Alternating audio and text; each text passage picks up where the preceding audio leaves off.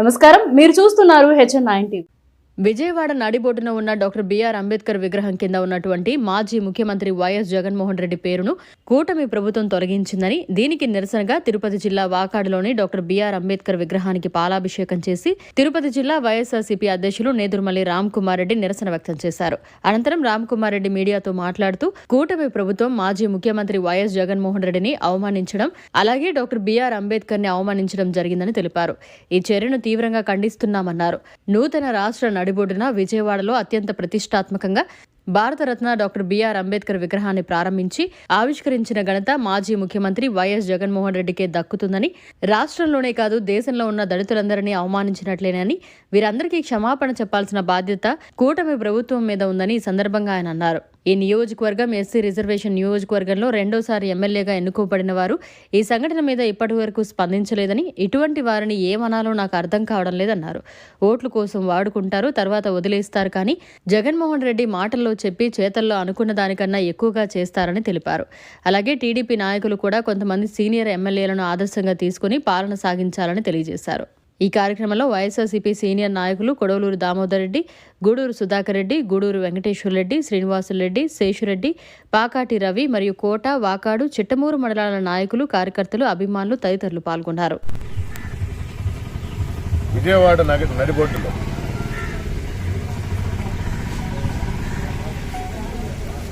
రాష్ట్రంలోనే కాదు దేశంలో ఉన్న దళితులను అవమానించినట్టు క్షమాపణలు చెప్పాల్సిన అవసరం కూటమి ప్రభుత్వం మీద ఉంది. ఈ నియోజకవర్గం రిజర్వ్ కాన్స్టిట్యున్సీగా ఇక్కడ ఎమ్మెల్యేగా రెండోసారి ఎన్నికైన వ్యక్తి ఉన్నారు. ఇప్పటి వరకు ఈ చర్య మీద, ఈ సంఘటన మీద నోరు తెరవలేదంటే నాకేమనాలో తెలియటం లేదు. ఓట్ల కోసం వాడుకుంటారు, మాటల్లో కాదు చేతల్లో, పదవుల్లో అనుకున్న దానికన్నా ఎక్కువ రిజర్వేషన్ కోటాలో చేసి చూపించింది జగన్మోహన్ రెడ్డి గారు.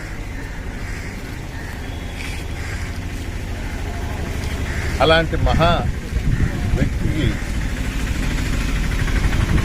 అంతవరకు ఆ శిల్పాన్ని ఏం చేయడం, కానీ దాన్ని ఆచరణలో పెట్టి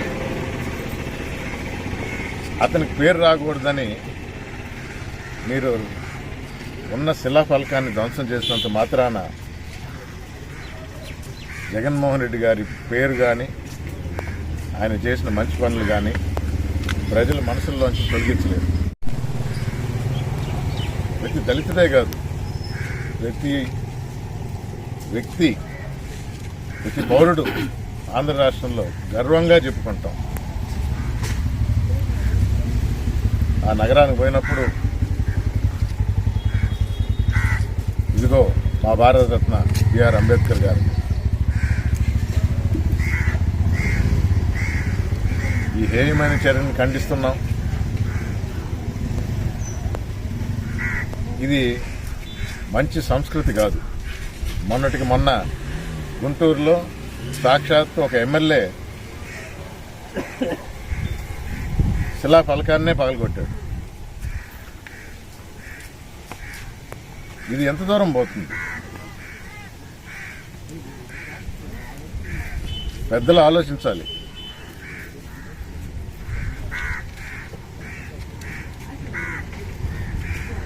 ఈ నియోజకవర్గంలో కూడా జరుగుతున్న పరిణామాలు మా దృష్టికి వస్తున్నాయి. జిల్లా అధ్యక్షుడిగా, పార్టీ నాయకుడిగా ఎన్నుకోబడ్డ ప్రభుత్వానికి కొంచెం సమయం ఇస్తాం, తర్వాత తప్పులు ఎత్తి చూపిస్తామని 6 నెలల సమయం ఇద్దామనుకుంటే మొదటి నెలలోనే ఇలాంటి దుశ్చర్యలకు అరాచకాలకు దిగినప్పుడు ప్రజల దగ్గరికి రావాల్సి వస్తుంది.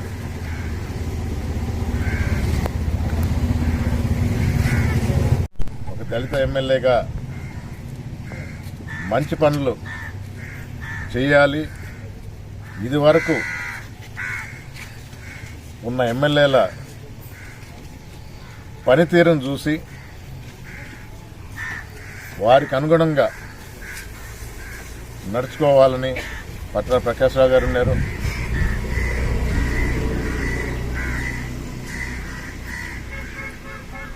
ఎలాంటి వ్యక్తి ఏ విధంగా ఎమ్మెల్యేగా ఇక్కడ పనిచేశారు.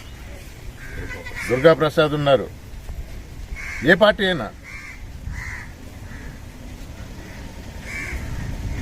ఒక తెలుగుదేశం ఎమ్మెల్యేగా బల్లి దుర్గా ప్రసాద్ గారు మంచి పేరు తెచ్చుకున్నారు. వారిని చూసి మంచి నడవడిక నేర్చుకోండి. నలుగురికి మంచి పనులు చేయండి. ఈ నియోజకవర్గంలో 4 కాలాల పాటు మీ పేరు ఉండేటట్టు చూసుకోండి. పెద్దవాడిగా ఇది నా సలహా అనుకొని దానికి అనుగుణంగా నడిస్తే మంచిది. ప్రజల వద్దకు జరుగుతున్న అన్యాయాలు, అక్రమాలు, దోపిడీలు తప్పకుండా తీసుకువెళతాం. కొంచెం సమయం ఇవ్వటం సరైందని, కానీ నిన్న జరిగిన చర్యను మాత్రం చాలా హేయమైన చర్యని చెబుతూ దీన్ని ఖండిస్తున్నాం. ఆంధ్ర రాష్ట్ర ప్రజల తరఫున వైఎస్ఆర్ కాంగ్రెస్ పార్టీ, జగన్మోహన్ రెడ్డి గారు ఎప్పుడూ ఉంటారని మరొకసారి తెలియజేస్తూ మరిన్ని అప్డేట్స్ కోసం మన HN9 టీవీ ఛానల్ని సబ్స్క్రైబ్ చేసుకోండి.